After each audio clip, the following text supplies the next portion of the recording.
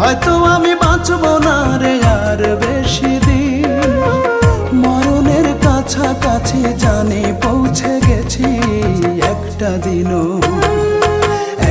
দিনও জানতে চাওনি আমি কেমন আছি, একটা দিনও জানতে চাওনি আমি কেমন আছি, একটা দিনও জানতে চাওনি।